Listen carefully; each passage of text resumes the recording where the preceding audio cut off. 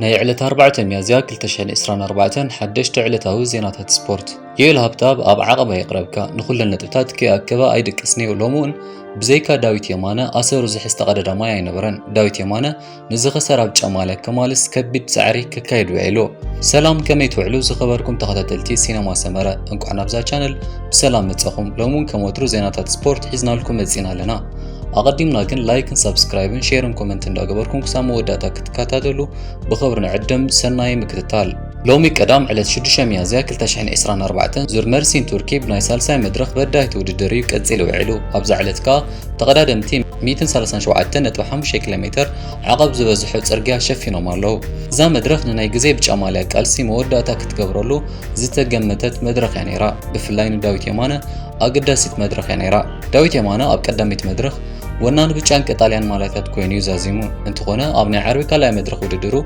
1 دقيقه 11 كاليتن لونغيو سلازازمه ناي غزي ماليو كركبي تجديدو بزخا كابكل تمالياتاتو حنت ناينت بكطاليان مال حزيو نابسال ساي مدرخ اتيو يلا هبتابون بتماساسالي ناي عقبن ناي منسياتن مالياتات حيزو كان قدامت مدرخ انتزازمه اب كالايت مدرخ كن ناي منسيات ماليو اركيبيو بتوسخ بايك ايد زنبرا ناي غانتا قداماي درجه اركيبيا نابزا سالسيت مدرخ اتيا كاليت مدرخ نداويت يمانن يلا هبتابن بعبي خان بايك ايد تطع مدرخ ينبرتن ابزا مدرخ بسنك استفتره هندبتاوي ناي منقد معصاو وددر كوقارصيوم اكايت ناي زو وددر وسينوم تنك مقراص وددر اتنا موداتا 2 كيلومتر ابز نبرت صرغيا زنبرا تشكركرتي انيرن بسنك زي هندبتاو معقات منقدخا نزنبره في اللي تقدادمتي كم زلو بمحز اكايت وددر نطبن غزينا عديلوم اتوم هاديموم نا موداتا 2 كيلومتر زبصحخا نايزا غاطامي تربحت كوينوم داويت يمانن غانتون ግን ፍልልይ ዝሃደሙ ኣብ ምጽባብ ከለዉ ብሰንኪ ዝተፈጥረ ምኽላፍ ውድድር ነዊሕ ካግብ ዘለዎ ፍልልይ ልዕሊ 1 ደቂቕ ከሲሮም ዛዚሞሞ ኣብዛናይሎ ምቀዳም መድረኽ ዳዊት የማነ ብጫማሊዩ ከማለስ ይኣትዩ ሙሉ መዓልትኻ ምስ ደቂ ጋንቱ ብምዃን ንዓባይ ጉጅለክ ብትንዋውዒሎም ኣብዛ መድረኽ የኤል ሃብታብ ኣብ ዓቐብ ዝዳረጎ ተቐዳዳማ የነበረን ኣብ ኩለንተ ናይ ዓቐብ ውድድራት እንዳወፀዩ ነጥብታት ክክውዕሉ በዝኻ ወናን ቀያሕ ማልያ ምዃኑ ኣረጋጊጽዩ ውድድሩ ዛዚሙ ዘሎ ጽባሕ ኣብ ጎልጎል ዝካየድ ውድድር ሰለስተ ሰርዐ ናይ ዓቐብ ውድድር ኣብ ቀያዮ የኤል ሃብታብ ቀዳማይ ዳዊት የማንኻ ካልኣይ ኮይኖም ዛዚሞም ኣለዉ የኤል ድሕሪ ማልዩ ምውሓሱ ተዛኒኡ ውድድር ቀጺሉ ዳዊት የማነ ግን ዝኸሰረ ግዜ ከማልሱ ናህሩ ወሲኹ ናብ መዛዘም ሕንጸት በፂሑ ዳዊት የማነ ዋላኳ ኣብዛ መድረኽ ካልኣይ ኣትዩ ኣብ ናይነት ብማልዩ ተወሳኺ ፍልይ ወሲኹ እንተተዓወተ ኣብ ናይ ግዜ ማልዩ ግን ከም መደቡ ክሰልጡ ኣይከኣለን ኣብዛ መድረኽ እቲ ናይ ግዜ ማልያ እውን ዘሎ ተቐዳዳማይ ካብ እግር ዳዊት ከይተፈለዩ ሳልሳይ ኮይኑ ኣትዩ ዕውት ናይ ሳልሳይ መድረኽ ቤንጃሚን ፕራደስ እዩ ዳዊት የማነ ኣብ ናይ ነጥቢ ቀዳማይ ኮይኑ ይመርሕ ኣብ ናይ ግዜ ከዓ ሳልሳይ ኮይኑ ናብ መዛዘም መድረኽ ከኣትዩ ኣብ ናይ ጽባሕ ሰንበት መዛዘም ውድድር ከዓ ዓወት ነዞም ክልተ ተቐዳደምቲ ንምነ ዩክሬናዊ ተኸላኻሊ ኣርሰናል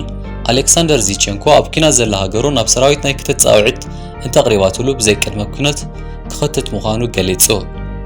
ኩናት ሩስያን ዩክሬንን ብሰፊሑ ይቕጽል ኣብ ዘለሉ ግዜ ፕሬዚደንት ዩክሬን ቭላድሚር ዘለንስኪ ሳብ ክልል ዕድመ 27 ዝነበረ ገደብ ናብ 25 ክወርድ ብምፍራም ቁጽሪ ሰራዊት ሃገሩ ከዕቢ ምውሳኑ ይፍለጥ ዚቼንኮ ንጻውዒት ኣመልኪቱ መልሲ የድልዮኒ ኣብ ጸውዕኒ ምሶም ኣለኹ ክብል መልሲ ሂቡ እዚ ዩክሬናዊ ፕሮፌሽናል ቀጺሉ ኣብዚ ህይወት ልዕሊ 40,000 ዩክሬናውያን ከም ዝወሰደ ዝንገረሉ ኩናት ብዙሓት ናይ ንእስነት ይዕርኽቱ ከቲቶም ምህላዎም ይገሊጹ ከምቲ ቅድሚ ሕጂ ብሓደ ኣብ ቤት ትምህርቲ ከም ዘለና ኣብ መጻወቲ ቦታ ወይ ኣብ ሜዳ ኩዕሶ እግሪ ንጻወት ከም ዝነበርና ሕጂ ድማ ንሃገርና ክንከላኸል ከም ዘለና ኢና ንርዳእ ከም ሓቂ ክትቅበሎ ከቢዱ ግና ተስፋ ይንቆርጽና ክብል ይገሊጹ ዝሓለፈ ዓመታት ብክለባት ባርሴሎናን ፒኤስጂን ክህደን ጸንሐ ፖርቱጋላዊ ኣከፋፋሊ ማንቸስተር ሲቲ በርናንዶ ሲልቫ ናብ ባርሳ ክትጽንበር ድላይ ከም ዘለዎ ወዲ ሃገሩ ብልቓሕ ምስ ባርሳ ኣብ ምጽዋት ዝርከብ ጃዋ ፌሊክስ ሓቢሩ ሲልቫ ምስ ማን ሲቲ ክሳብ 2026 ዝጽንሐ ውዕል ዘለዎ ኮይኑ ናብ ባርሳ ጥራይ ክሰጋገር ዘኽእሎ ዓንቀጽ ከም ዘለዎ ይንገር ፌሊክስ ኣብ ኣህግራዊ ጸወታ ኣብ ዝነበርናሉ በርናንዶ ሲልቫ ብዛዕባ ባርሳ ኣመልኪቱ ከም ዝሓተቶን ኣብታ ክለብ ነታ ሊዮኔል ሜሲ ዝኽደና ዝነበረ ቁጽሪ 10 ማልያ ክለብስ ድላይ ከም ዘለዎ ከም ዝነገረዩ ተዛሪቡ ፌሊክስ ኣብ ቃላቱ ኣብ ዝሓፍቱላ ብዛዕባ ኩነታት ባርሳ ስፓኛ ኩነታት ግብሪ ሃገርን ዝምልከት ብዙሕ ነገራት ሓቲትኒ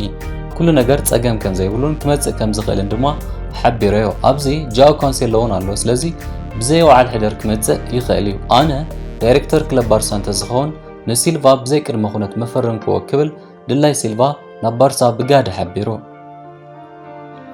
ኣሰልጣኒ ማንቸስተር ሲቲ ፔፕ ጓርዲዮላ ኣብ ዝሓለፈ መዓልታት ብዛዕባ ምስጋር በርናንዶ ሲልቫ ኣመልኪቱ ዝቐረበሉ ሕቶ ኣገዳሲ ተጻዋታ እዩ ናብ ዝኸደ የብሉን ልዑ ኣመልኪቱ ዝመፀና ጠለባት ፈጺምና ኣይንቕበልና ክብል ይገሊጹ ነይሩ። ጀርመናዊት ክለብ ቦርሲያ ዶርትመንድ ብልቓሕ ኣብ መሳርዓ ምስ ዘሎ እንግሊዛዊ ሳንቾ ብቐዋሚ ከተፈርሞ እንተኾይና ማንቸስተር ዩናይትድ ብዋጋ ክትሰማምዓ ከም ዘለዋ ገሊጻ። ሳንቾ ቅድሚ 3 ዓመታት ካብ ዶርትመንድ ናብ ማን ዩናይትድ ብ73 ሚልዮን ፓውንድ ዝሓተተ ምስጋር እዩ ፈሪሙ ነይሩ። እዚ ተጻዋታይ ናብ ማንቸስተር ዩናይትድ ምስ መጸ ግን ንዝተገብረሉ ትጽቢታት ከይመለሰ እዩ ምስ ኣሰልጣኒኡ ኤሪክ ቴን ሃግ ኣብ ባእሲ ኣትዩ እንደገና ናብ ዶርትመንድ ተመሊሱ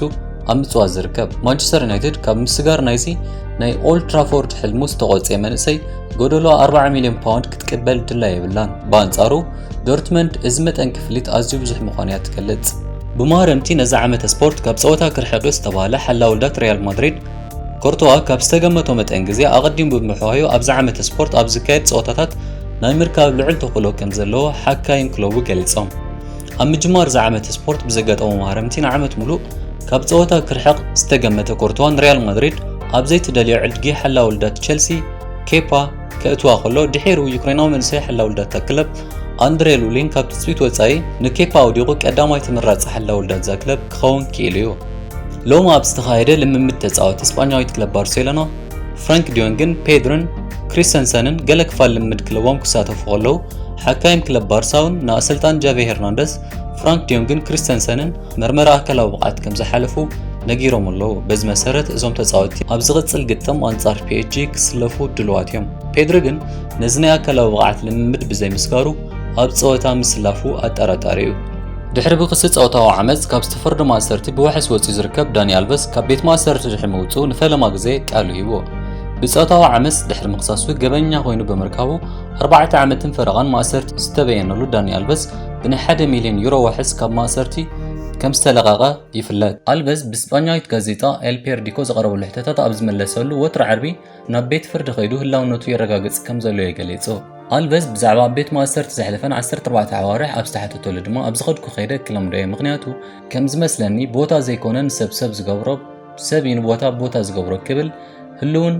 ዝሓለፈን ኩነታቱ ብሓፂር ቃላት ገሊጹ። ዝኸበርኩም ተኸታተልትና ናይ ሎሚ ዜናና ነዚ ይመስል። ኣብ ዝቕጽል መደብና ይራኸበና። ስስና እዩ።